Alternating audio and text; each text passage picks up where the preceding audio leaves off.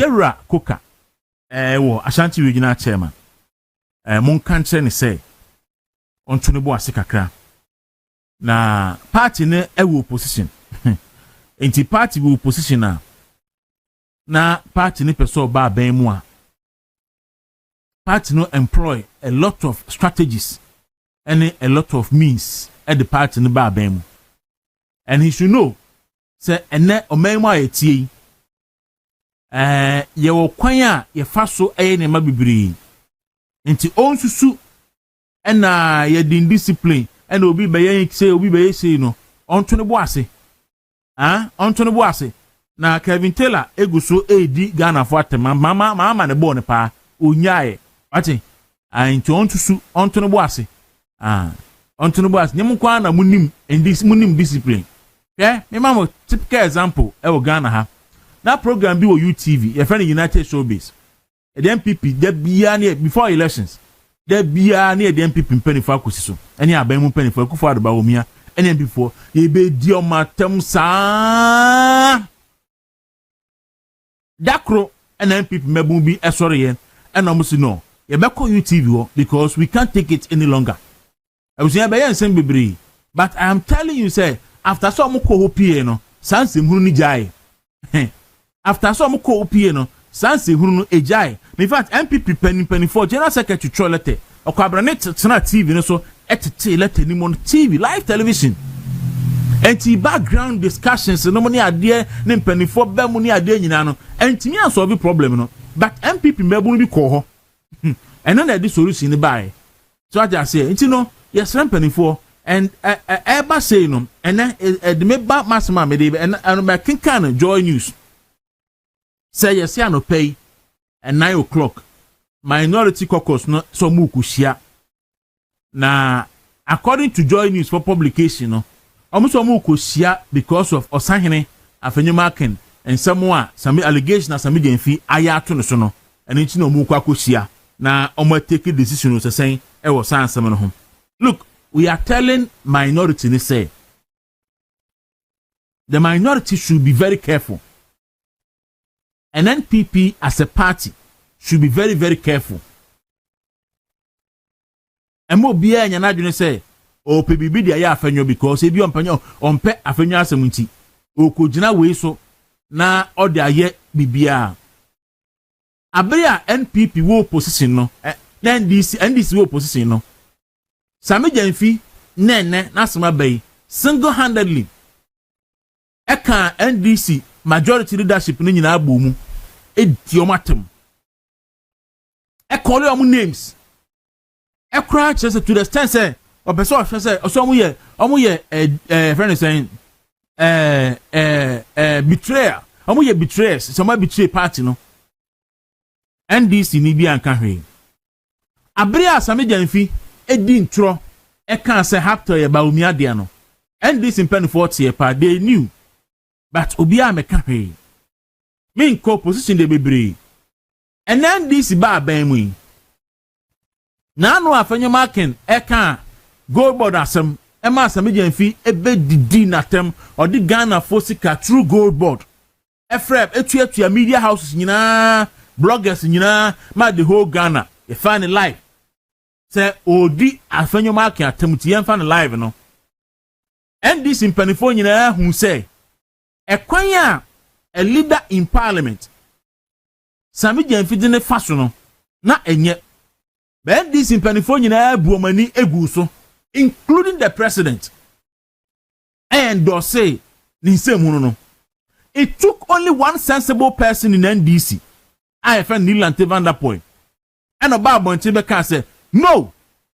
A sukonoma wo ye politics. One kasasa. Afenyo Markin, if not for anything, or you senior at the bar, or you senior in terms of age, in terms of experience, in politics, and so, Odwanim, na above all, no, or you minority leader in Ghana's parliament.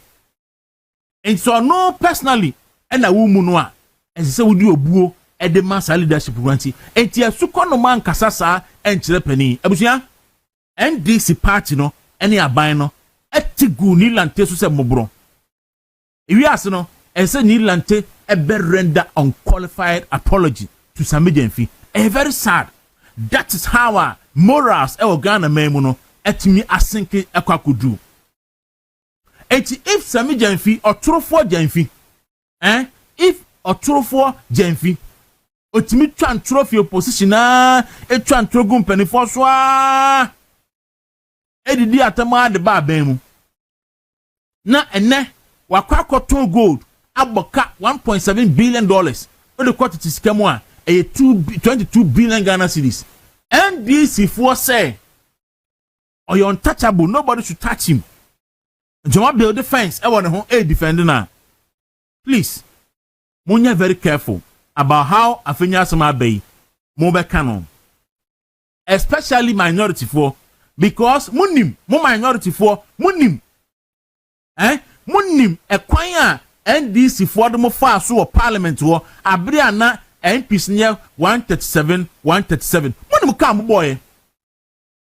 Munim a car, mo boy, Munim sika kufuadra abano spend the year on the minority. Munim, you know it.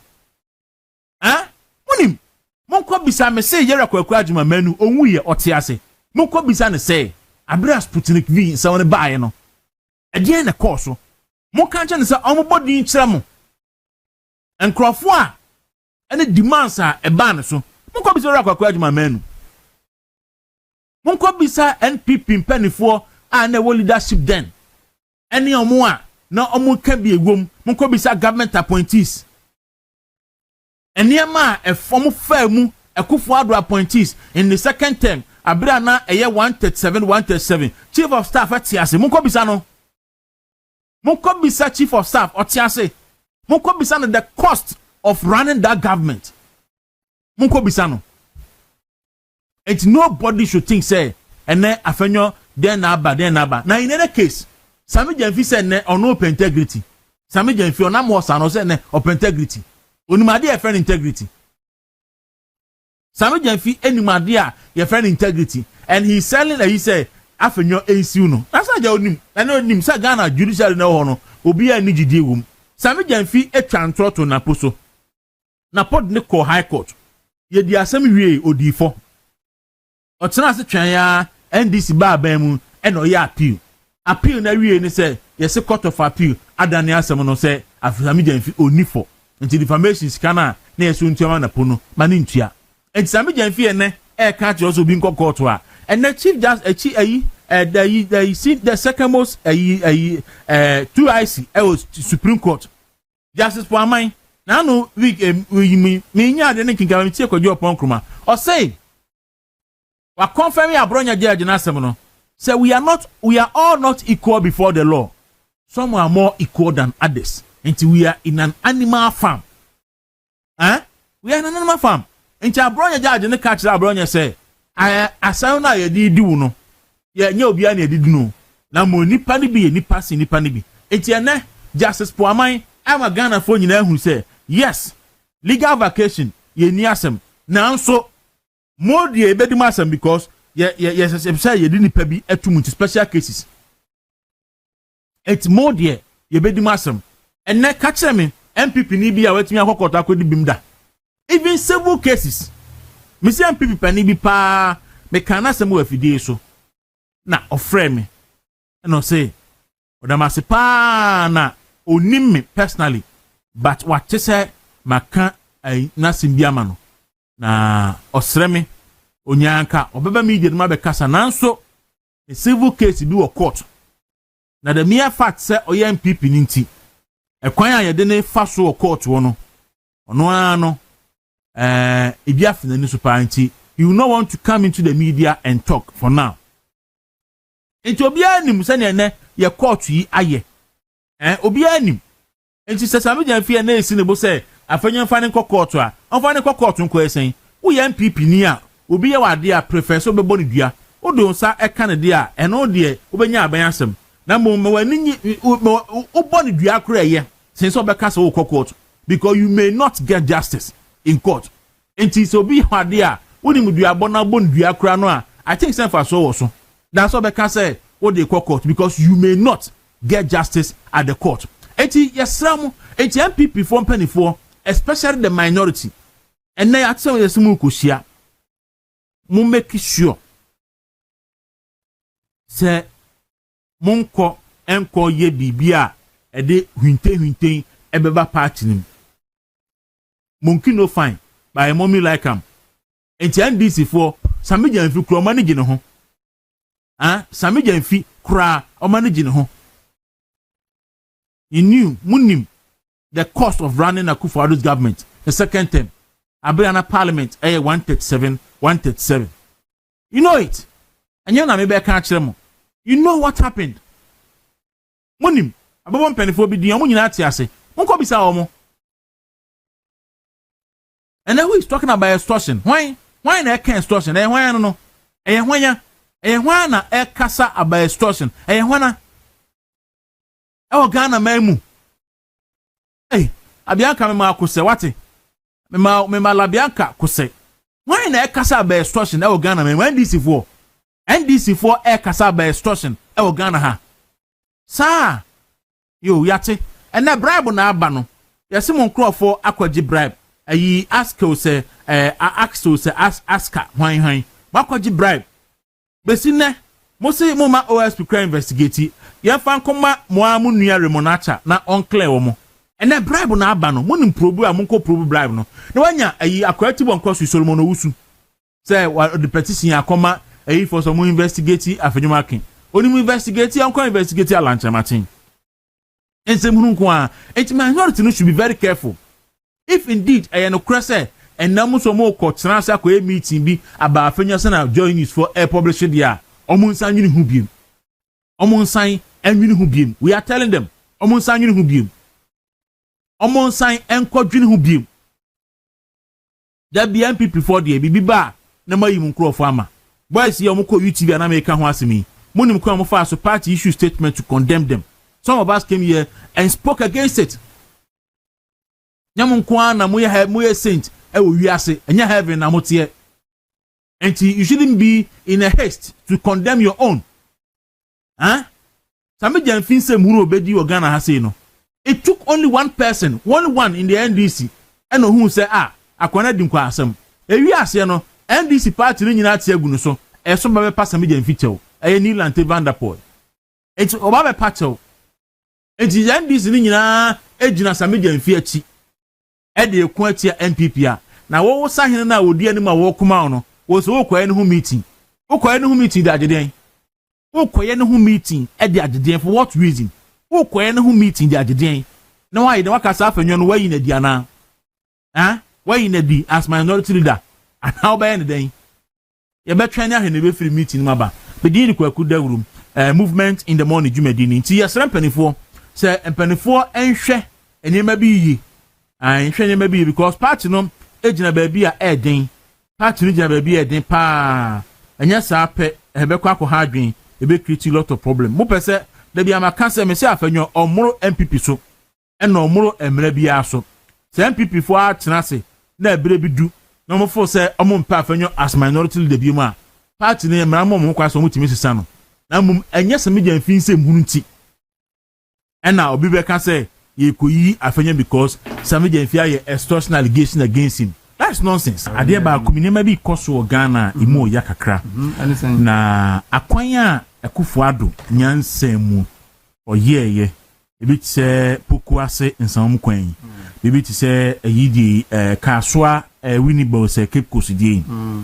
And sen krofo ku dina so a na ma ye video. Mampani mahama nyamin sraw.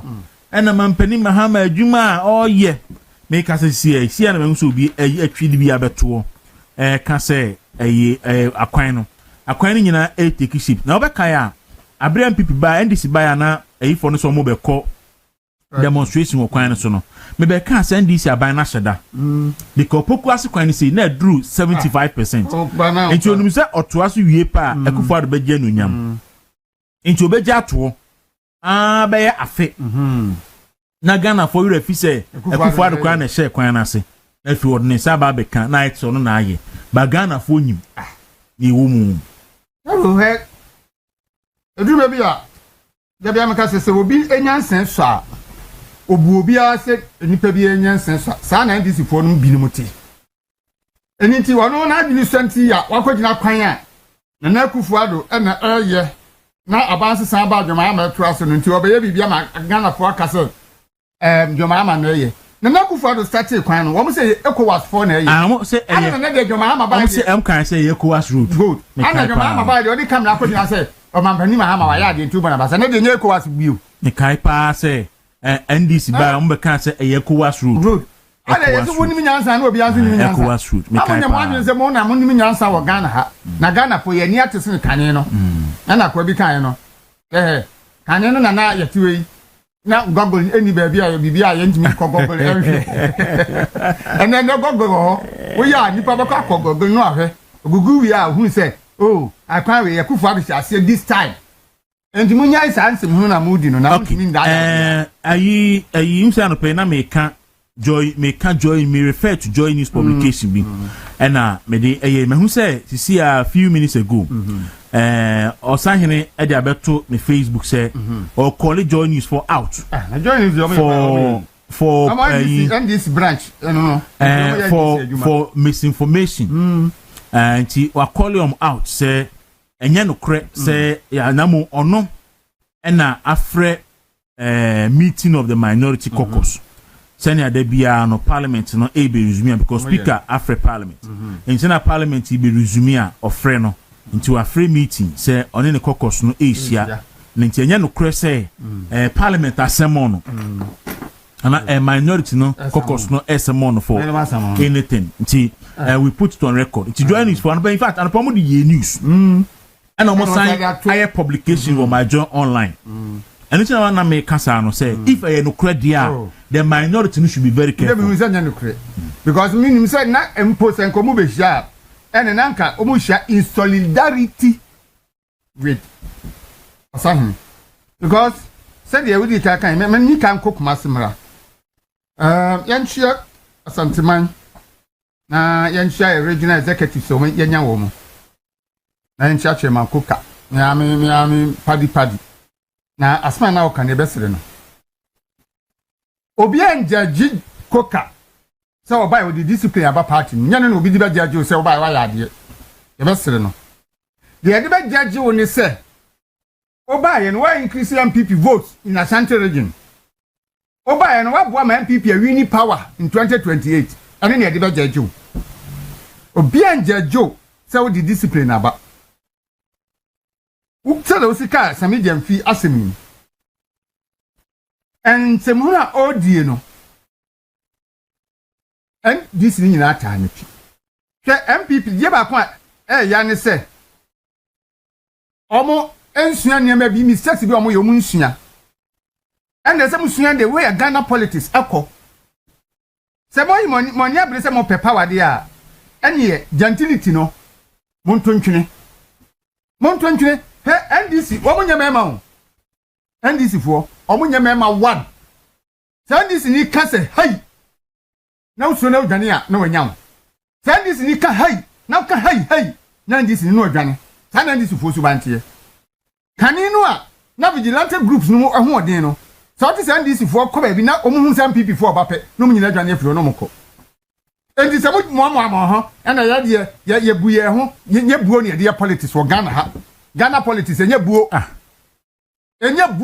MPP for your country mo ne enye buo send this for this descending into gutters munko hobi munko hobi na munko netia me sira koka onye careful no omo obie na adan menim se wa bɛyi enkrofo ɛbɛyɛ no menim se enkrofo ɛbɛyɛ no ai na wuntumi ama party ni ya chat na Ashanti region city finance firm hwɛ opposition yɛn fa na nsi firm opposition die discipline yɛn papa bi wo kofodua menim so o hode fa na aboaje ɔmo fa na NPP bɛyifo yɛ na okura megaphone I say party die opposition a yehiom we be wi ballot box amayen yehiom be boss tura amayen yehiom be ma yesika yehiom obia wo party ni especially in opposition enye discipline se mo to no tone down obia na ada no hwe atem the dear ba party mu ni ade nyina no e joma ama na NDC for the buy because Kevin Taylor kan anu mutum say yera joma hama na bia djuma ma no say onye djuma be na oye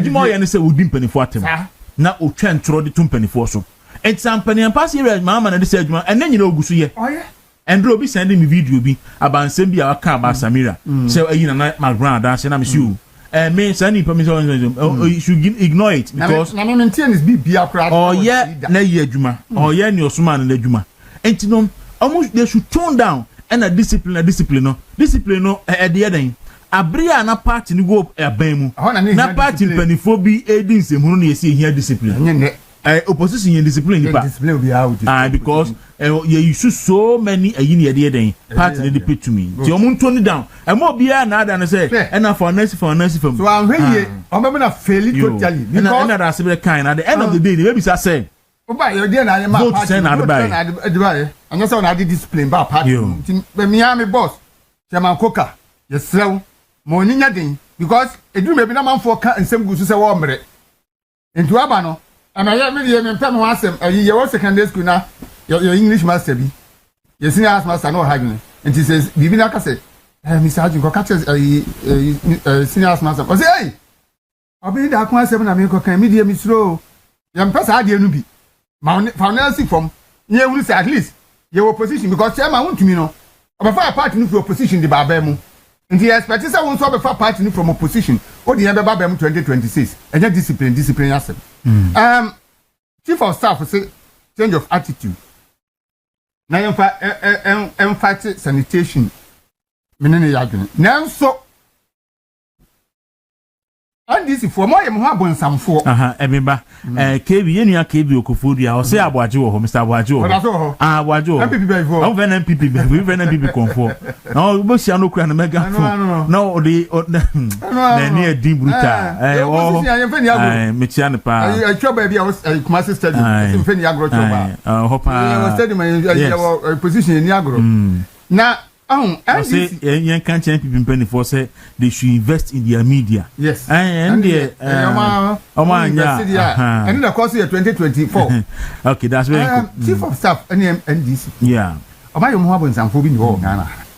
Say NPP wo power. Na ade bi nye na yesi ye ko atia. Omo si no, yan ti ase. Ebi ni galamse how man. Yan kuntia.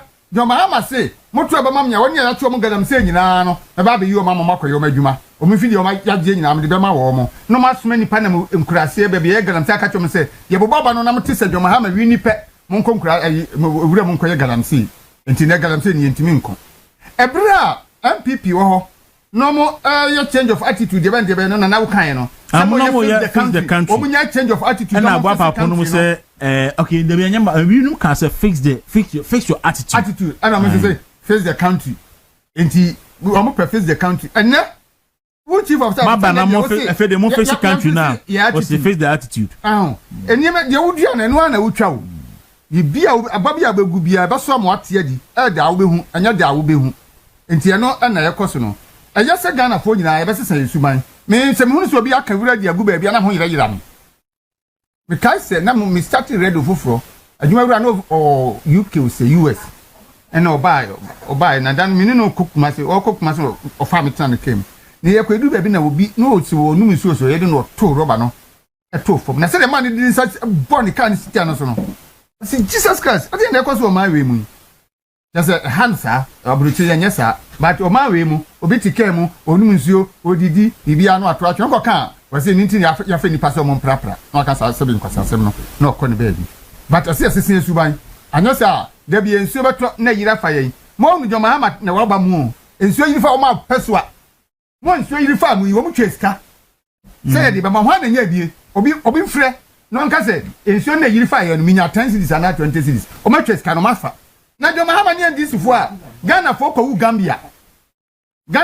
Gambia ama ye mo musika o mu scan be ye yie atito ayi e de carpet se fom ato coke edi sika ni nyina woni o mu nkrofo awuo no kra no sika ni ama o mu na wo ne nsuo yiri fa wa ayojoma ama ne ndisi fo bebo enti yes say your attitude said ye be ye na sa nsuo na yiri fa ye ne ho kire ye no eso beti and the wie eye Samija Mfini na allegation wade to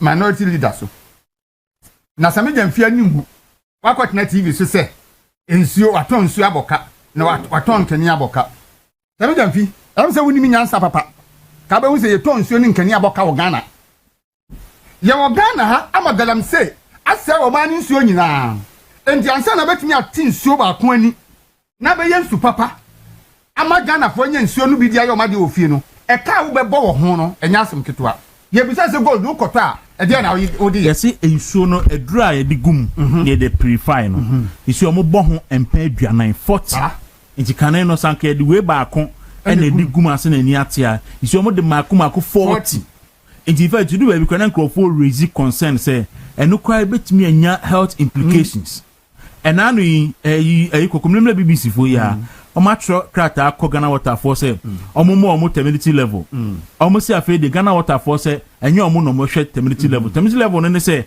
atachero do a ewo nsuo ni mu na onim le bia me na me ka say papa na odi NPP ko position no your friend Suleiman a friend Ibrahim Dr. Brahma no na Ghana water company for CU and NPP by few months to election say August say ya na yekoto aba no e no true statement e ba abontin e be kan say the community level work Ghana in Sunumu no first na 14,000 na kwa kodu 100 and something thousand enti no insuo no do ba bia yeti ani enye yebiem ena kokomeme BBC fo isu mu galamsey ene ye sha say stop galamsey now ene ne yakufo adone ba NPP fo awie ene me ka say community level that's onim enam 250,000 good 250,000 afedi bisa mo say mo fa data na mra o si data ye ni data bia biem enti say ensuo ba ko no a ye to no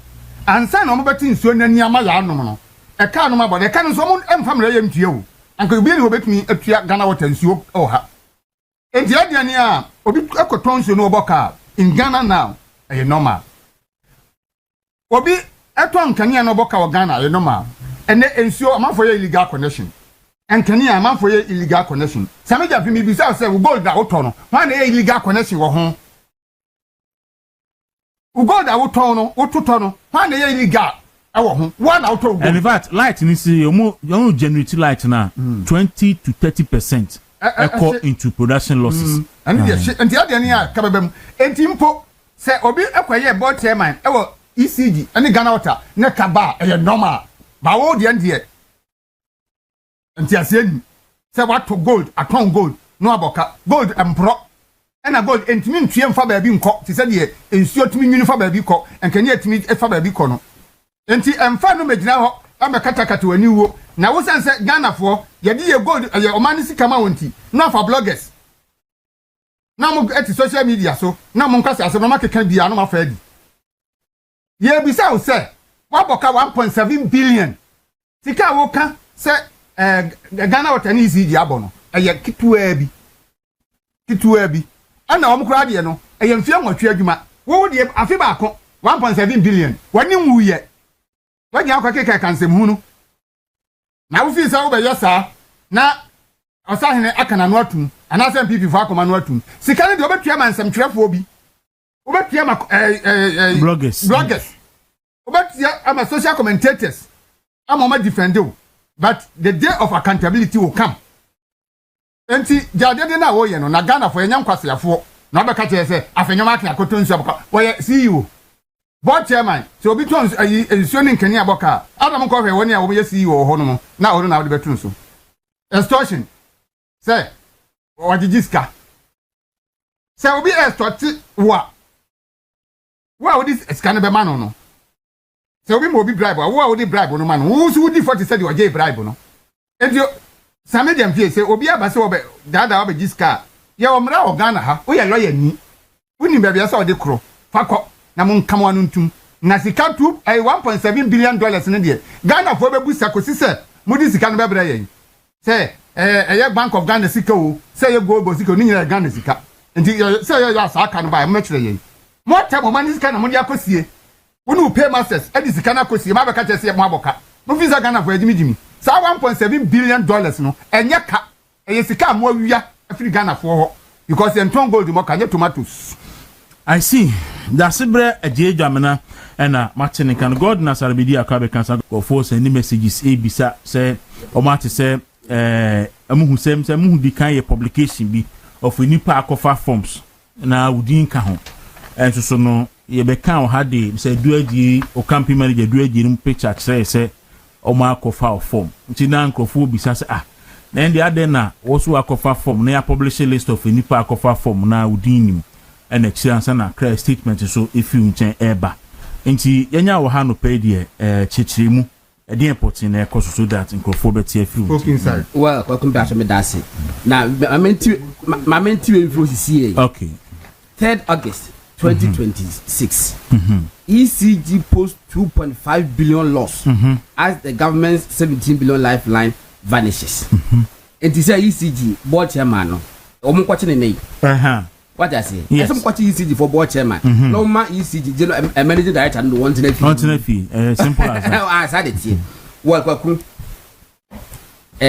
first of all amemfa enchama Dr. Mamuba NPP flag bearer na memfa e chopa mra first ansa na nkomo de ka hu bia na di e chopa ne yembienu okay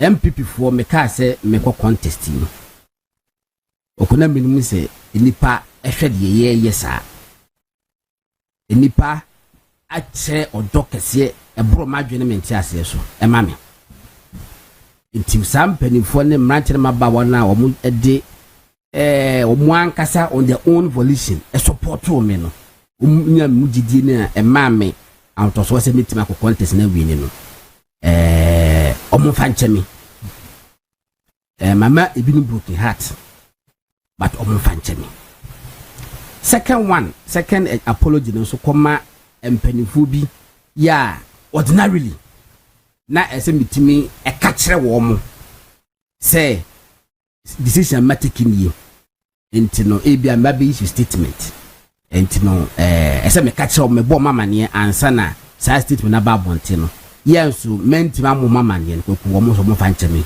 ko dwegu fom o fa kisi du ka ho ne ba bebre e ka ho intino sa mpanifo no so mo fa ncheme na babia ade ne dru ye no na e wo se bitimi ye ne ntem na mbi sa statement ba bonte mi se dan chechensim kese ba ko se wo ka se statement ba bonte na ese se medi enka ho but se nyine hu de course video e de show video no ha e ko fa form etina mempese sa conversation be koso na afede se bi ku ya no because when me mistake wa hantiri me ye kwa ko rectify de no I thought say hu nti ma me issue statement no preconti menya enough time any empanifo bi ankasa ansa na statement no e ba bontin na waku e lokre ma men ka straight away say mene miaminua kuma Dennis Mrakasa Boadi esia na mini sia ye no na ye bi kan ye compare ye news no na chese na mebibra Dennis ensile ne so say o pese go we forward no obeye na beye departure from the course 2024 no na eneme so be din bibri no isisi ani na acquired say ye mienu de eye denya ye ko contest ni via ye pe oyempo be ye adwuma abom Dennis ne kasama Dr. Mamuba me flag bearer yes yet ha ye adwuma se meme wini a Dennis ne kasa ema Dr. Mamuba me eye den ese ne ye adwuma se Dennis zu wini a me movement TV Monday to Saturday yet ha de bia eye den ese Dennis zu ne me ye adwuma na waku okuna ana kanse ne ye bekọ eni NDC fo bi hia no enya kanse ketwa na ehu be hia se ya ho odin nyina no yigidi se ye beka abom na ya atwentwen so na ye ni NDC fo da ko hia ya ye nyina e that optimum yini se lokuta ma ho odin 100% then ezukuta 100% ya me de support no na ya ko contest no enti no decision ne die obi nka menka no kren enye decision na me take na hogono so na se money deeper thought but me gidi say it is in the interest of the party say na me take that decision no na ya support Dennis ama wa contest no kwaku democracy mu no enye de bia na ye de itimi choose obi through election etuli bia itimi lobby etuli bia itimi ka se ready ye manenko on pose if I bedu be go be better say ye beto dice inipa mienu bia omu nyina wo equal competencies yes ye to dice eto ne impress wa obenya mienu no na okọ baabi e bon so ese otimi ni mpanifo bi didi nkomo aka say we die ye giri se de ne kwa tumi betimi aba even though nye saa na kabo pe ba mo mane nko itimi ye ne saa ndi kwa ku saa na decision no e baaye say ye nyina betimi going forward no ye betimi aye adwuma bom a ahode bewom ye communication ye no ye na ye be support national chairman ye be support general secretary any omo aka nyina no enti say ye nso at that level no ye ntimi ani ho ani nkomo use communication tools am ya ante ho ase dia na say your problem edikwaku asempa yitia ne tintin titia de say me de made no me de ato me de me support kakra me wono go behind Dennis Miracles aboaje na me ma assurance ne say enkomo a me ni Dennis ye mienu atena se ye die no it's not going to business as usual say enema course 2024 no bia yegidi se yina yegidi se enema bebre anko yie no kwaku sa na manyina going forward no ye be correct sa de no na trust me sebe mentra me menye push over obe me say menye push over mentra hudinga say Dennis ye enkomo yedi sa de wi se ne ye be ye no ba fe ekobe nkoma me remind no many Dennis wo fantastic relationship when twenty bia eniem enti going forward kwaku ye be ye adwuma bo akojiska there be na seka kwa jiska seka no aka be ba be poyiso be fire kakra asa nya tiesi fom menyi bi so wa koji de ani naka me da asibira yire wo na menyi bi kwa maji bia e ka mo be ka you be the first people to know aha kwa menyi yire no menyi ska menyi ska e na se be pedo asa me kwa jiska na for this me ton me yi de ama obi ana se de bibia sa ni ho ba me mom de me gidi se ye kwa enim no kwa better days ahead ye nyina ye beka abom enkomo ba kwa me di ye me ne Dennis Trans di ye ne say said ye NPP communication no ene pro NPP media houses entina ye eni ni ye ne kwaku ye enkomo a me ne Trans ye di ye me gidi se going forward no ye be hu sakra ye say pro NPP media houses afed ye se information bi e ba ha ne bete ne first empenifo edi nkomo a ha ne so man bedi enkomo ni nyina ya ade a me na Trans edi nkomo nti I'm sure say the phase of the communication no nyame aduma after 3rd October no ni nyina ebesesa ekwaku the risk involved enya asenketua the cost and the risk say we to kwan ukote bese we enya accident where you say ni nyina e wo holo ma nyame ncha de say if say there's a better way of taking the decision as Afenyo say yeah for me it is safe it is in the interest of the party say ye besa but before yes ka me ba omo na so be ka chomo ansana adnaba bonte no kwa mo fanche me okay me unse nkrofo bibiri send messages eno mo ne ade say the class omo accept omo accept but omo ye disappointed omo accept but omo respect wo decision ni sa ne mani na ade nyina awo enti obisi broken heart no heavy weight me hu ni nyina broken heart no heavy weight after papa ba ko be so was God why in fact why did you bebre never and go bebre send a message that but empedifo bi so aye analysis bi so e ma omo de che me enura na jo no say omo hwe ebra me post ade no na ba 400 comments e baaye me nkwa me post no nkwa comments e ba mo so mo ya analysis na about 95% approval rating ebe 5% na omonini ho ena bia omo kakase bi ni adal but kwaku say what take decision na MPP for do na ho na 95% and I would have said 90 pu say omoniji ho the why en eya kwaku I think say we are on the right path meda o masi na emprempre asem ye ka enye tetenye enimu yenim de ebisi na me admo echa ba emprempre mu ewe die me gidi say me dem support no edi Dennis echi na me boa no na me madwe aka umiti muso me de ma no na wo fa ne de adwuma ne be ya I think say kwaku ma menye ne sa okay mate enti no between for man na mo frɛ ebisa say ene yampa na no mate fi God na kasa enum kwaku no kwase mi ne enura me no kasa na me kasa me ba ha ene and say before this statement ne beba no na file and me o kasa me friend and kasa say closing date no yeah Friday me hu no say no ko for about one ka so oba na nte wo mo ka me hu no office but ne kan ne tietia ne tintin nyina no ene god na sama o kan ya je atum na mum assurance a me man ono so ne say you know wa ma ya ti assess o ye deputy shadow communication director and ne office nso nya yera kwan nti se wo hwehwe miracle na ye hunu a ye hwehwe god na ye be hun nti office ya de monyi ntumu se deputy communication officers officer amafo hwehwe NPP ni o ma bi na nkoye na won pese o maka ono na ye ba be ka che because my ati ase say on na hia adi nkomo ama ni ono fo so pese o ye no ono no be ye anope na wo ka bibi efa honorable Afenyo Markin asem no ho enya se party fu na agya honorable Afenyo Markin na mum ni nyina ye communication asema ye ka NPP communication anka director assembly ba wo frɛ communicators ni nyina mo hia no mo how you go about it for more than 2 years met maka say wo mo kura nhia da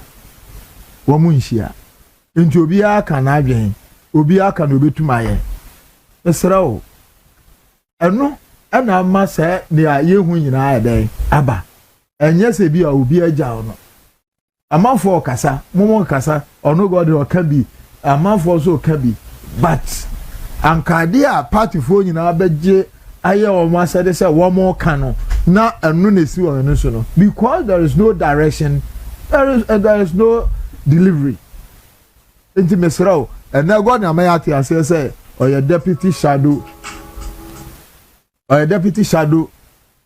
communication director from October 3rd. So we hold him with that. But that's it. Me so me da say of akisi odu and Martin in Kano. Ba me da say of atimase na e chopa no wadi atu amame. Say empeni football na say me call na me no kopati wa na mema of edi mani. Na wakwakoye. Kwaku ye nyina ye gitu. Say your communication at the court 2024 no and me bre e coaching enti no say the maker no wo fa na didi baba be she but for me the most important thing is say ye call forward no ye bi na be ye adwuma abom as a team enya dey say ye ba benya counter direction from obi and as say ni enti me damase say bibini na say won ti ase ana wo suggestion bi na wo frɛ panimu bi na wanya na so de fa me so a mbigili se biti me drum panifo ho now going forward no and there's going to be a new direction the relationship between party and NPP media house. There's going to be a new direction. There's going to be a new direction. I will see the CA social media and some new direction traditional media and komodiemo and the side man nyina nti the moment to abani reorganization nyame adma 3rd October ni yewie a mejili se mwambe unse agopama no so do beyede because could hard dream ya going for the year you know sad in the see a break to go from say communication any pipe say kasama aye adwuma ma party no na ni ba kono pepa na wonya kwan enwurem you know the wodwe ho awonti ase any pa no se bebedu asa wa ko school kakra wo expertise bi wo field bi opeso bebra communication setup ma wa ku obeboma boma wonya kwan enwurem. Going for a sign we are going to break down all these walls. Accessibility aba wa pepper so betima ye adwuma no obetimi aye enye hu hia se chenchena ese wo ye adwuma e wo party headquarters ansa na watima ye wagu ye ka sen there are thousands of people out there omo e kasama NPP about half of them go for money party card ya o ka se the police station ko boni hifa wonim na so we jele so ye NPP ni e the such people no I was say to me recognize more effort. Na it will training a crab be ya ma womo say support to be resource be say team de ma womo a etimi e de ama womo. Because we the message once again a chop and make but media the command many days edi no die. Me gidi say better days ahead.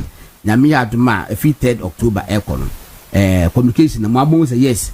Just say anono aye sharp razor sharp wa ye ma asem ento. Enre Saturday na me ye bechirim me ne ora bokojo pon kroma edi nkobo ɔno ko do pon ko so kan se bi say going forward the ye ma ya kan se me try to bi so ye respond already ye hwe say Ghana for adwumodo omonyi side me we no ɔno ko do pon ko himself Saturday e kan wa say going forward say assembly the ye dem to say pe ba bi ya no amana akọ because ediyenya how say it meeting ho na Habtel eye company registered e wo Ghana na kwabra ne meeting TV so e ka say eye Dr. Mamu ba omiadea na party no antimi anya no wo say ehu na ya ye duru ana say o ka sa no ko fa yo ma say oh the so do be no say Emran TV mu dia entino obia anyi ni say Dr. ba omiada but adeno so kwa ekọ so ekodi yenya Dr. Mamu ba omia kramoni papa bi na obi ti baabi say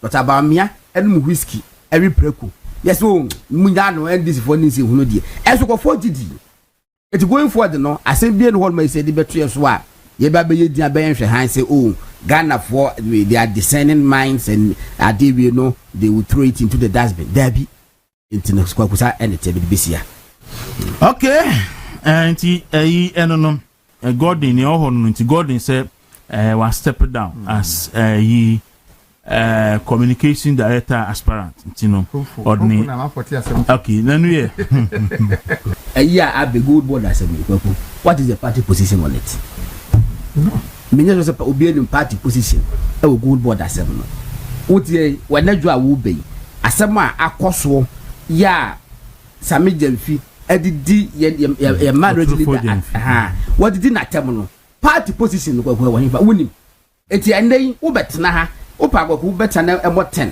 na won ka Goldbod asema hwe your supporters they will not be happy with you meanwhile so bianca bianca say ka benku na say ko difa that is something na me say going forward no a better of the past eso betwa Sami Jamfi ni Goldbod asema ni sema kan fa Afenyo me na nyam nwanwa onu ane nkrofo on Dr. Samuel Sapon wanya ne ba bi kro mun ko bi se kuma se for de Sami Jamfi enkontom pa Sami Jamfi etwato no so ne eniema ode ye no sablo na ono no ye msa regional minister ena kwadwo bonsu eye KM boss na de Sami Jamfi e de Dr. Samuel Sapon o kuma se no uru Sami Jamfi a obesuru masa oye ni paboni ni ankasa all right it's Andra yes tolon phone so anya yie tolon na a friend Major Sulemana so no so ada ninsa Sulemana yes inti yenua Yakubu mo say yema tolon phone nyina na phone phone nyina shedin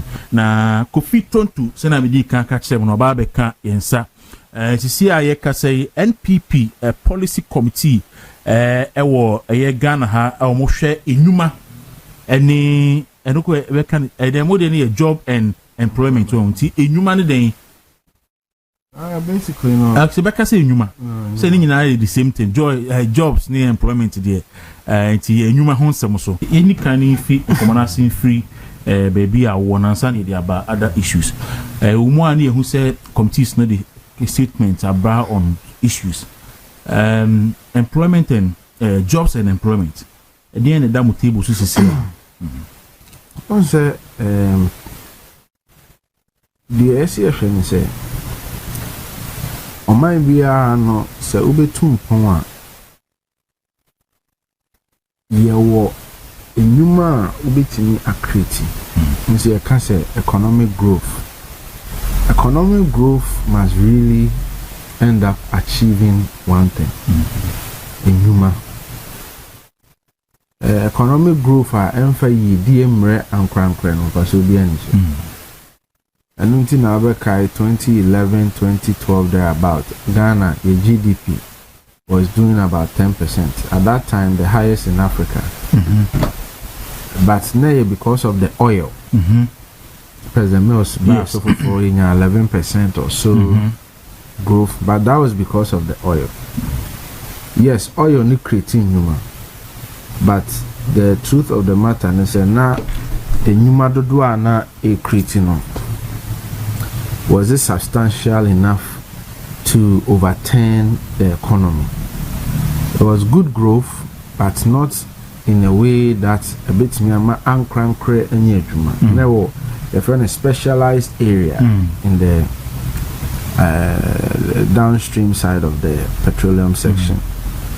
So open say o minor etu ho you must therefore increase what we call the complexity level of your society.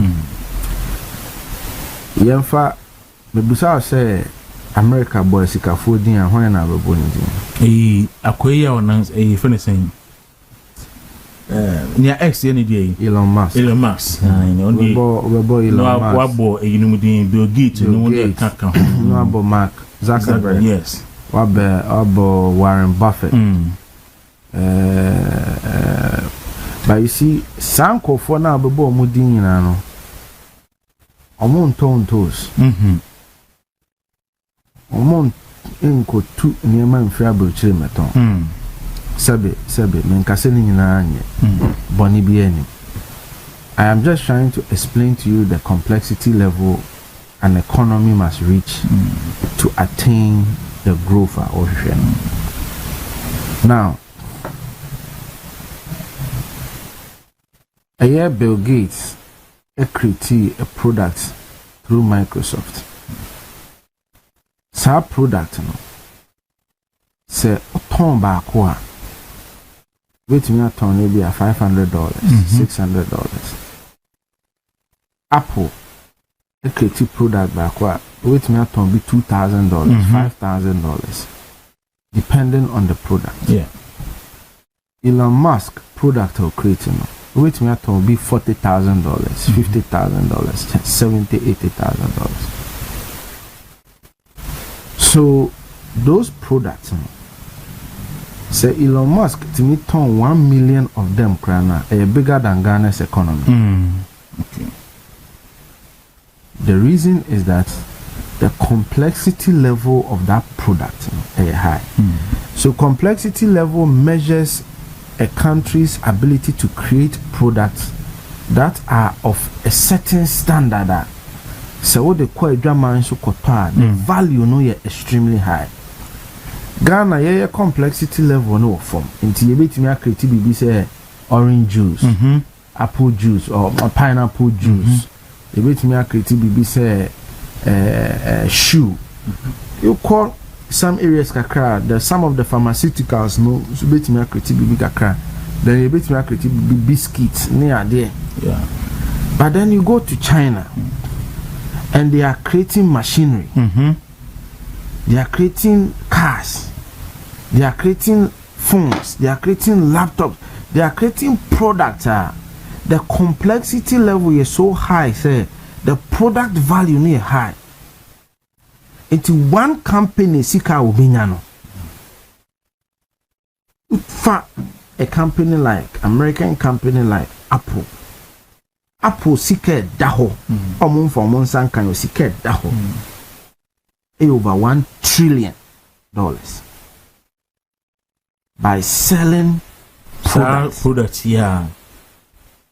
So, Dr. Mahmoud Baumia, and this what he say, how do we increase the complexity level of our society so that we can move from, say, yakut tin toast ni abeton, we can move from, say, fruit juice. But we must then increase our complexity level. Say, Negana a bit my laptop, and Negana a bit my a certain machinery beer.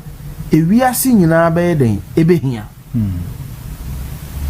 Now, the rule yet here say a China Apple for say, a movie factory, no more pet. 1,000 engineers of a certain standard. Office Apple Nzabeka Ghana. Debbie.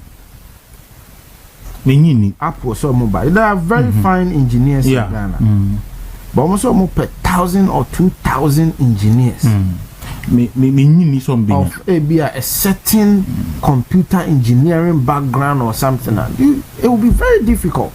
Can I say Abri crash as say be two oil niggas near per welders at a certain standard because a minor complexity level near them. Now how do you increase your complexity level? The advanced countries near and say Your uncle from special kids or special human beings. The Romimi no tea, Yadrini Yajuma. Omo mutie anope omadwene ye adwuma pa nanso ye wonkofo bi wo hwa omo no adwuma chede omo nimdie no ye so super one sometimes one way kura because they are not humans unimza yes yesa na me wasi pe bokrom na me wa adamfo be friend akwasi in fact as of today, meaning baby are owo. But at that time, na yedi be 7-8 years. No. Now, cause it to me critique cars, the electrics in United He was just about 10 years or so that time. Okay. Now that is a special kid. Oyobia, nyamia mani nimdebia a bro. Adwene ne entiaseso. Okay. And it's all per se.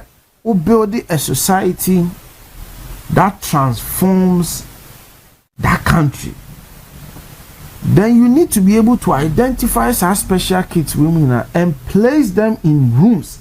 And nothing that Mibusa will say, America is for your wine. Elon Musk is a special kid. Mark Zuckerberg is a special kid. Bill Gates is a special being. Papaya will create Nvidia or a special. You see that the American millionaires and billionaires, no, they have certain supernatural nimdebia above the ordinary knowledge. And Bill Gates can create one job or one company that can grow to almost $1 trillion in value. Walmart. In quant me find over 1 million. I'll have to Google the number of employees for Walmart. Oh, they put this. So check Walmart. This is just one company. But who Google the number of employees for Walmart? So it tells you, says Ghana, you bet to me. There's someone employed 2.1 million worldwide and 1.6 million in the United States. See, Walmart, it's almost say 2.1 million worldwide, associates worldwide, and with 1.6 million and so in the United States. That's one company. Ghana, how you bet me? I can say one company, a funny patent. There be. I don't think there is, apart from we are buying our normal are buying employees. I don't think there is a company in Ghana that a bit me as a friend for 5,000. I don't think so. So, but so free say your complexity level no was true. And I create iPhone, a different phone. And phone na your iPhone, Samsung na your fan say your movement phone. Maybe a not so adidi enko for better. And also quality need to say or even higher than Apple and Samsung. I nya Ghana phone ko na eto. But we are seeing now the fan say Africa crown na eto. Do you think that company need percent of the phone? Maybe that company needs to hire over 10,000 to 20,000 people to service the demand. If we say a car company or Ghana, now the superior quality of that car company, no, a chain and a jet or near the idea. Now ye ton they call Africa, that company would have to employ like 2,000, 3,000 or 4,000 people. So the point of the matter is that Ghana must move beyond the current state and get into a state where our complexity level is so high, say the product we are creating a world demanded product that can sell thousands and hundreds and millions of it to create the jobs that we want.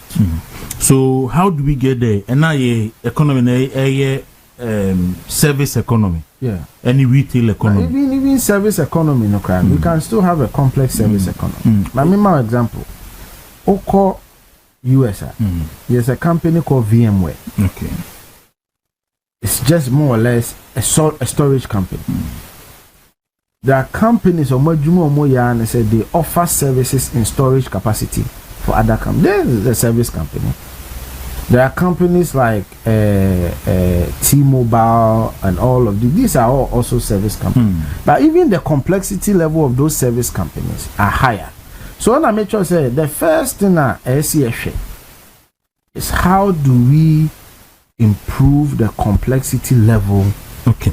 For if we be multi brofo national, okay, say complexity level up so saying. Okay, my main complexity level. Okay. Nimdie you mo ahoro. You say 2 plus 2 4. So kwa bontin na obusa say 2 plus 2 say obenya nipa be 100. On bet me and now 1 million beka say 4. But oba calculus. Okay, the same mass no. Your 2 plus 2 is equal to 4, which is arithmetic. But oba calculus now kwa bontin now kubusa a question on calculus. Never be say simultaneous equation. Okwa bontin now busa simultaneous equation. And nipa on bet me answer simultaneous equation question. Omundu 3. Now go to even another higher engineering math question. The chances no ebi awunyebi unless you share a very good engineering student. So the American question is say abrabo mu no ye wonimdie no mu ahoro. It will can enuma ye di nimdie mu do. Nimdie mu do na ye de. Enye ni obi aye bi. Enye di obi aye bi. Because ukọ wiase a obi atimi ye fruit juice. Ukọ wiase a obi atimi ye friend is saying biscuit. Obi atimi ye biscuit. But how many countries na ye phones? How many countries na ye cars? How many countries na ye the best laptops? How many countries na ye the best super chips? Creative softwares. Any chips here in Taiwan for any. And Oko Taiwan is the hub of chips, microchips. Yeah. And only the brani BBR. So Taiwan, they don't need a forest. What you saying? Yes. Taiwan doesn't need gold. But Taiwan can still be Taiwan because of the complexity level they've been able to create. Now they can create chips. To the point that America will have to do everything possible to protect Taiwan because of industry. Now, China, and I know Mubusa Elon Musk say China a year AI now, it looks like China is gaining strength. And Omubusa Elon Musk said, does he think say China beat me take over America? Was he yes? Now a near you and a drive AI. 1, supercomputers now here, and then 2, electricity. Was he China electricity or more 4 times America there? Think about it. America is one of the highest consuming nations when it comes to electricity. And China, what did they for? China was 4 times America. Do you know the level of complexity level you must be to produce energy 4 times that of China? Let me put it in perspective for you. Ghana Henyana see so light throughout Yendum light. Obia wo AC one dem. Obia be so ni AC from anopa to enumre. Oh no. Do you know electricity I be here? I think in here be 2.7 thousand megawatt. No, you be here just about 10,000 megawatts. 10,000. Just well, right now you peaky at 4,700 megawatts. And no say 4,000 more year install capacity. I was here. The installed is about 5,000. About 5,000. But I say no, the peak demand is about 4,700. Okay. Now, and no ye offer upper east, upper west, near the electricity demand no from cry. Okay. So I'm saying that young fan say upper east, upper west, Savannah, northeast, Savannah, omunyina demand no cry be matchigan Accra. We need just about 10,000 to 12,000 megawatts of electricity to keep the whole country, even if their demand is at that level of Accra. But guess what? The city of Chicago, the US in Kwan. Our US and its surrounding towns, we use 24,000 megawatts. I see. The city of Chicago. The city of Chicago GDP is 947 billion. I see. Ghana they 100 billion. So the city of Chicago, Sika who then 9 times Ghana. Just the city, the greater Chicago area. Wow. So you understand what I mean by complexity. But do you know why the city of Chicago need that much electricity and they can have that much GDP?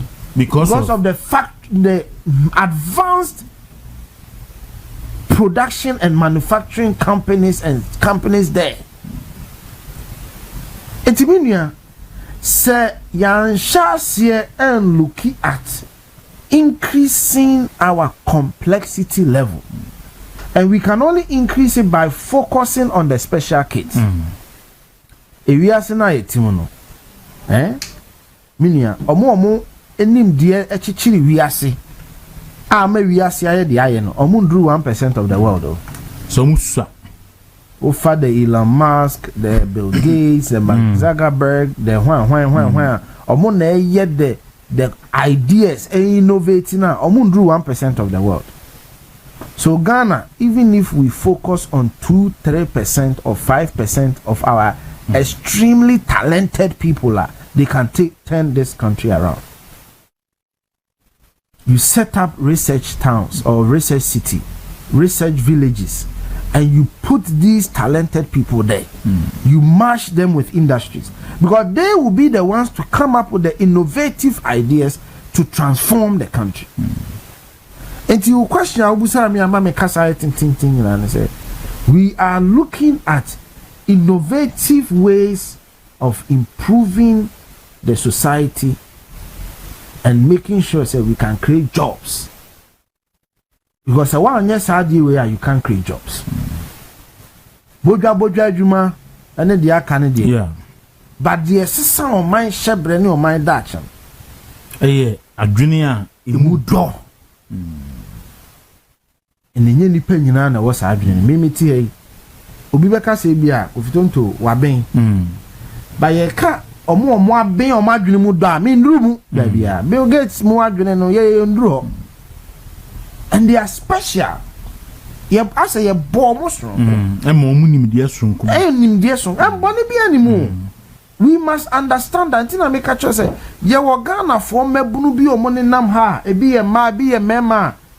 Minia aduma chede anyame de ayeden ama o ti said dey obi ye footballer ti said dey obi other things aduma chede are specially talented ordinary dwene hwe bibi no ya wa uti say a superhuman being and it all.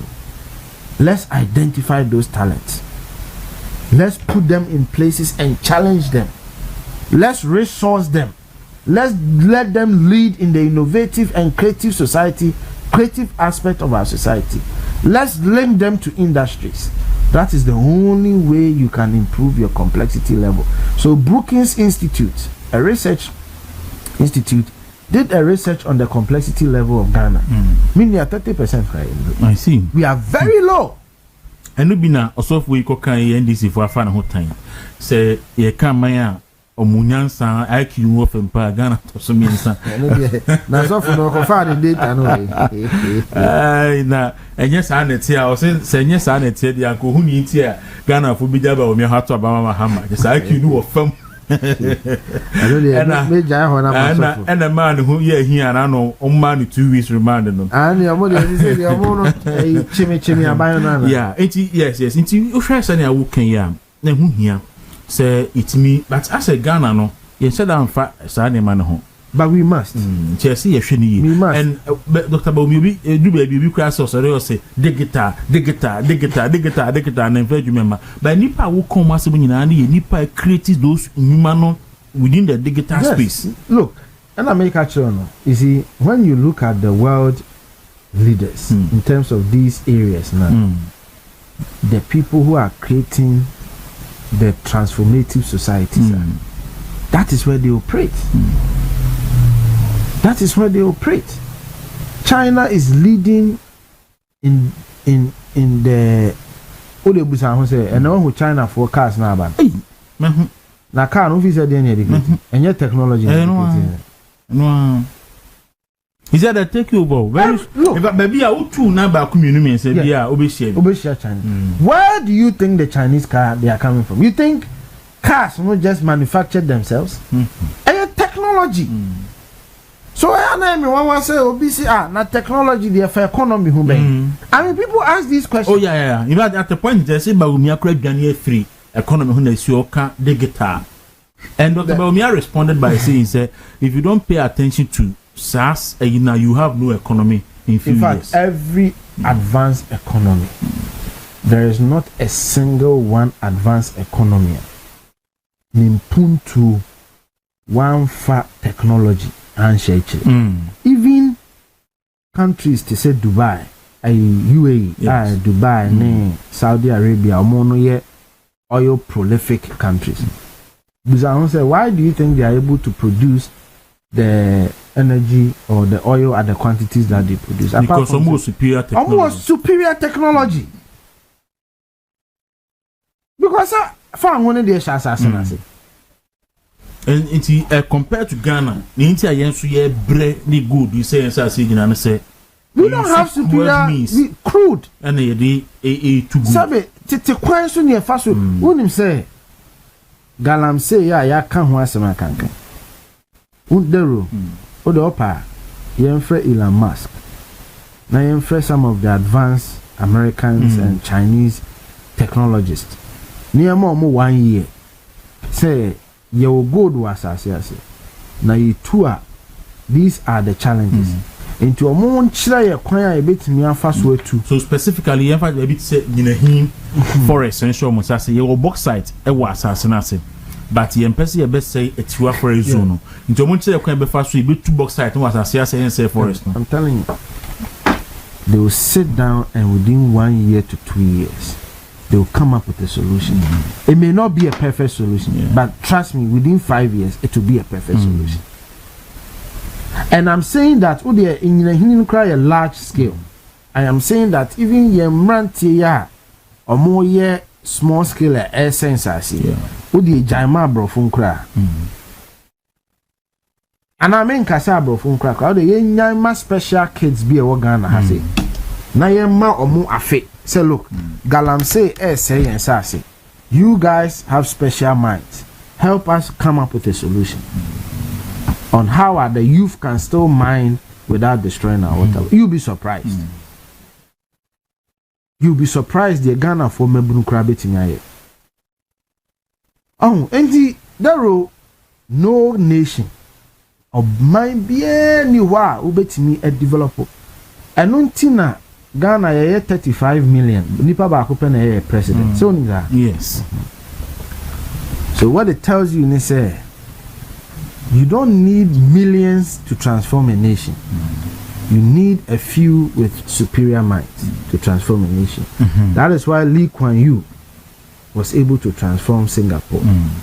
So that's why Chairman Mao, the Xi Jinping, over the last several years, where they were China, transform China.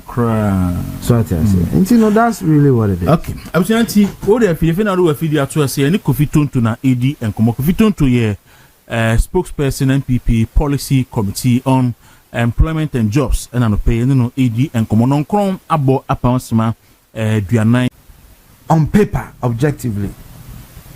You bet me aka say CD ni dollar ho den no abegina baby ba ko bi I say a coca na ba at least within around 11 or so. On paper you bet me aka say inflation about from to 3 point so percent. But the road was say, so we inflation above. Now we a year currency almost say I stabilizing now. Obia we are Ghana near we NPP near we team go high NPP station. Yes. What ye NPP samne tunche ne busa wa kuma mu say. A dear na buy we buy a wire.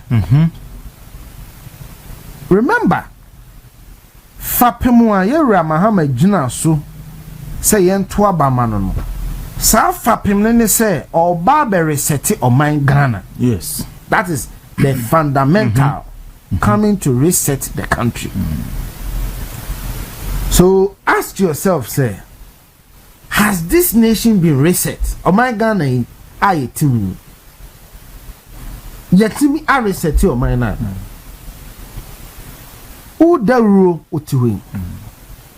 A choir now fast so drinking 2 years ago on assassin. Ghana near would tear me no pay.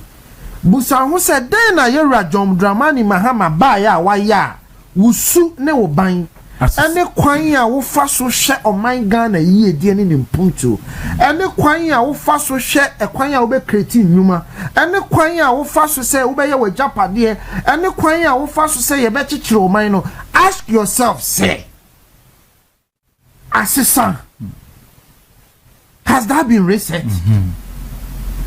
The answer is a big fat no. A kwanya ya faso ye niema fiti kojo ho be seen the same way. In fact, in some instances, I say. You're right. So yera John Dramani Mahama asoman penny. Question so busa na ho ne say. Mimi Kofi Tonto e kwanya na me faso dwene. Kwako de roti hey.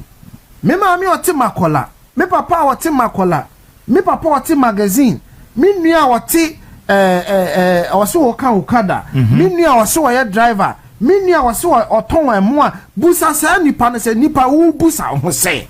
John Dramani Mahama beyo mampanyin no wusu ne wo ban ene kwan a wo hwe Ghana se Ghana chichire no. Do you honestly believe in yourself? Say Bibia sesana. The answer is a big fat no. Very important question. I mean, me catch you say nations are built on complexity levels. Nations are not built on rhetorics. Etibusa who say Jera John Dramani Mahama Beyo Mampenino. Has our complexity level changed? Our sophistication level changed? Wahu fama e kwanya wo fa so dane ho e munim dia no apeja ne mu ana eno ne friend sophistication level. Yeah. Imitie obi hu me the way I me dress, the way I me carry me home, the way I me betina radio so I me kire madwene minim dia wo ne ma bi hu. You would know be measure me sophistication level. Sebe ma ho keka mu nim die baby a ejira. Enne yera Mahama bae busa ho say Ghana your education level bibi asesa na. There be I feel they say crown. Yera Mahama bae busa ho say your hospital e bi asesa na. There be. Yera Mahama bae busa ho say yen kwan a ye maame no mo fa so di dwa. Ekwan no mu a manufacturers ye adwuma ekwan a ye mabunu ye omo niema ebibi asesa na no danso ma haya oh fia na wo danso ma danso yeah ebe yi wo hakra. So what is the NDC talking about? Anope me ka say you see VVL NLA oma blockade ho staff na here demonstration seeking the removal of their CEO Alhaji Loto. Say almost Alhaji Loto momodin ti omunyini free ho. Sanema we say ebobo by 6 months ago and obeka say nya no kra. And them na on their time. I na dey so ma blockade ho kra so man ma ho. Nti ama mo deploy police. Is that the reset Mahama promise? No, that is not the reset. It can certainly not be. It can of way. course I am ibusa mo ne say for NPP sam no to nchen because typical example say oba the first year no free a double track will be year free ho me ba wo SHS1 obi school June 16 na me de no call Saturday twa me na me san ko fa no amakwan and so almost say eno de omo de be 2029 mo so na me kan enti bibia is here west so ba akora no be school June na say August 20 ahan me ko fa no free school a or sabet obetina fi sabe akosi November and san wa kokwa December no amasa ma kwa be dibronya enti school no change na any research no we hefa we say eno kwa the basic I say you see Ghana for muntie me yebe muntie me pa muntie me ye kase resetter foul phone okay o foul phone na o pictures also o messages also o videos also o usika accounting system was o bibia reading e was it is a me catch us at the roof for phone ma me na me reset ya on fa ma me right away we am be show kakra because hey you start thinking say me the phone in my kofia me pictures in the man then me videos in the man then apps na me bibia was on the man then and near mammy, your phone is on the man then. Enti ansa na wunya gidie wo me mu say kofi reset me phone mammy na what taking a decision. You have taken a decision say and fa ho ne de wo so bia wo besesa no aye bibia foforo. Yeah. Because phone no say wo call settings. Now wo call baby a friend reset a reset e be wo ne. Yes, so we reset we are. Obe lucy data also nyina because obe chance ye den foforo ti Ghana fo mumusa me say mumusa mo ho say John Mahama ba ye ma hye bibia se foforo John Mahama ba ye munim de aye foforo there be John Mahama ba ye musuban aye foforo John Mahama ba ye wabrabo mu aye foforo John Mahama ba ye usika semu aye foforo John Mahama ba ye electricity aye foforo John Mahama ba ye galamsey no aye foforo. The answer is no. A big no.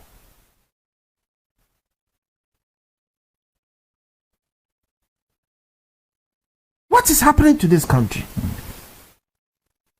Then John Mahama bet me akasa waye. Bema omai no sabi yenim dia ya de chichiro omai ni mu api. Bibia ni ho. Ye na na ye. Boja na ye na na ye. Aboso kan for the su egususu. In fact, and aboso kan for say. Who say with the dollar number from? And so now no okokra ma. Now we 50,000 cities and now who do duty now the same duty which 100,000 or 120,000. Have you reset the life of an aboso kind worker? No. John Mahama is a complete failure. Wa faili na se John Mahama busa no ho say me Omanpanyi John Dramani Mahama me she Ghana for boss say te se fun yi me reset no na ya shaw man no asefofo. The president must ask himself say has he really within himself does he really feel say wa she Ghana asefofo na yeah won't mean crying cancer. He's a failure. Won't mean cancer. Enti binua eya rehosem na Ghana fo mfanya dusuade ye mfanya dusuade se abufuhyew de etimi ba abufuhyew ti na Kristo tu ye mfo abufuhyew ho no o se ma wo wi anto abufu so because abufuhyew ma wo take decision bia pede bi wanka wonya botre kakra na abrante bi mehwe ne video no patch out mentimi an capture ne din ye but why video no de Akufuado and no de Chief Justice okay and no de damper okay omo pictures at which very handsome young man ano oka say oye video na pa chew na wasre say Yewura Akufo-Addo ne sampanyimfo we mumfa ne bone nkyɛn. I see. Na wasre Ghana fo so mumfa ne bone nkyɛn na kasa wo kasa ye.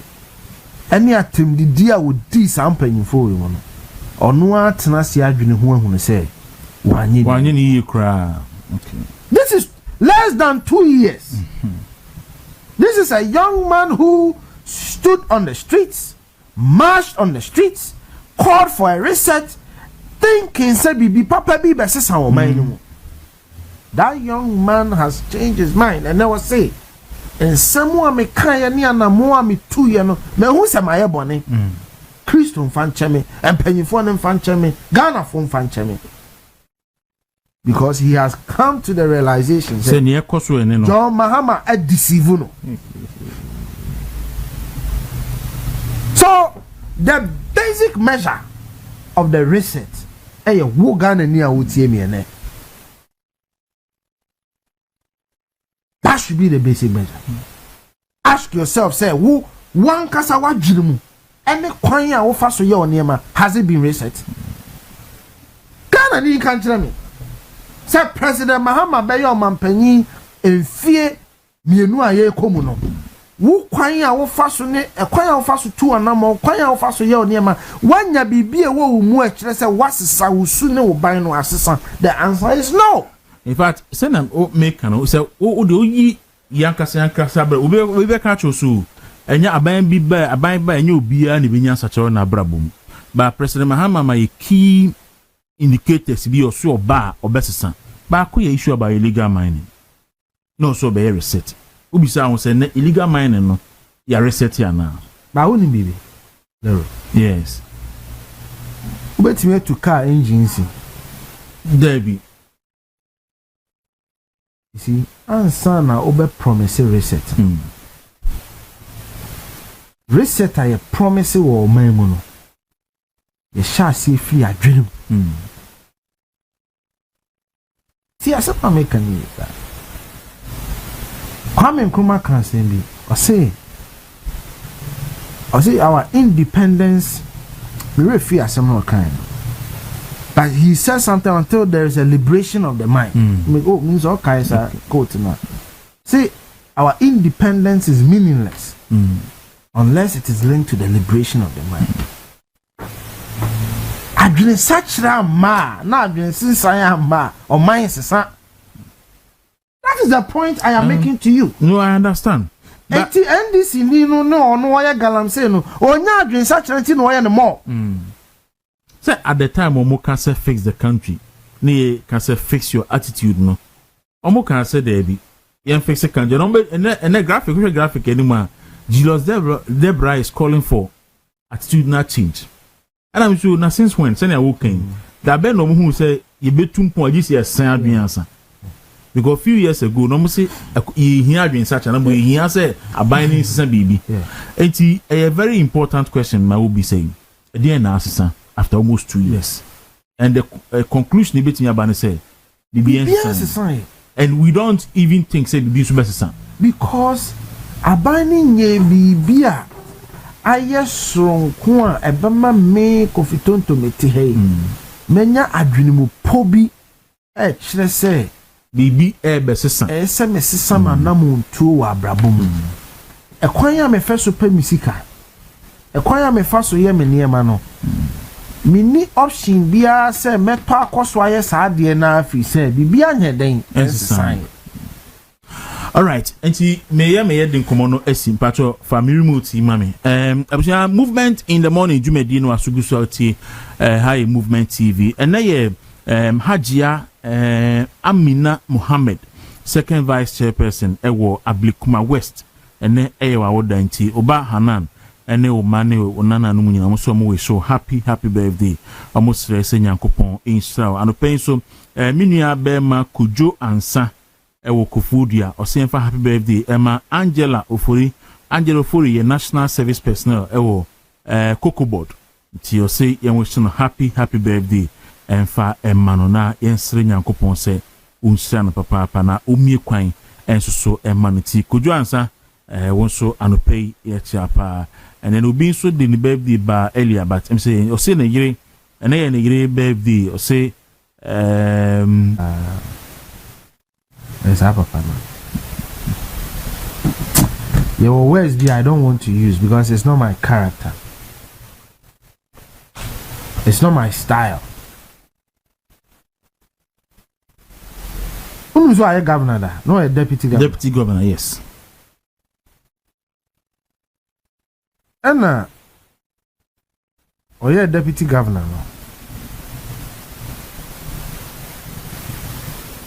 And near my be our yeah, didn't go jina mrenim. So when to tuna na mo be inti omampanyi Mahama mre the first term no. Omampanyi Mahama ba no to na asem ni nyina ye de. Ano ye na governor. The mra no otifi a onye governor no. Kasa. Ana ni nua adesin onim na dwuma. Ana wa boka twitwiri die. No de oba e ka adesin ba no be yi sa aka na firo. No ma Bank of Ghana nyesika. From so adesin ye no onye bi. And some of our partner can know. Me so tie ni videos in go adesin ni mo. And now me know kase. Waba. 1 year in the year 2025 alone. Only car a Siama pandit ebo Ghana. And you put there saying is it 40 something billion? 39 billion. 39 billion. Okay. 1 year. Afi ba people 2026 in my. Afi ya you mean need my. 1 year no Siama pandit aboyeka 39 billion.